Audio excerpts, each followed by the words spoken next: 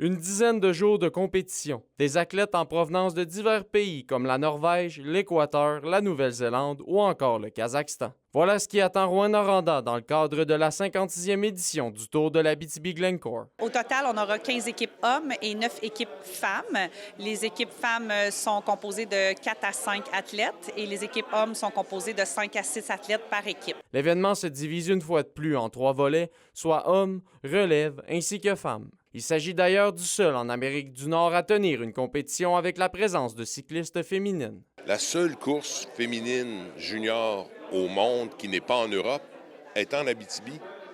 Elle n'est pas à Dallas, elle n'est pas en Chine ou à Dubaï, elle est en Abitibi. La majorité des départs et des arrivées s'effectueront à l'aréna Jacques-Lapérière. En fait, c'était aussi une demande qu'on avait eue, la Ville de Rouyn-Noranda, en 2019, de rapprocher le site de départ et d'arrivée au centre-ville pour pouvoir avoir plus de gens qui vont avoir l'accessibilité pour venir voir les courses et nos départs et nos arrivées. Il y aura également un retour au Témiscamingue avec une course de tout près de 140 km entre Ville-Marie et Notre-Dame-du-Nord. On donne un petit souffle à la Ville de Rouyn-Noranda pour 1 ou 2 soirs. Comme ça, on donne du souffle aux bénévoles aussi.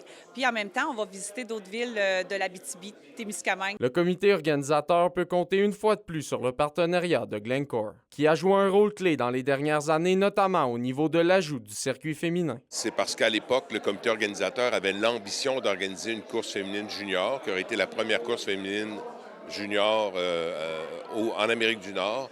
Puis pour Glencore, c'était une façon de supporter ce projet-là. C'est donc un rendez-vous le 10 juillet prochain pour le coup d'envoi de la 56e édition du Tour de l'Abitibi-Glencore. Olivier Morin, RNC Nouvelles, Rouyn-Noranda.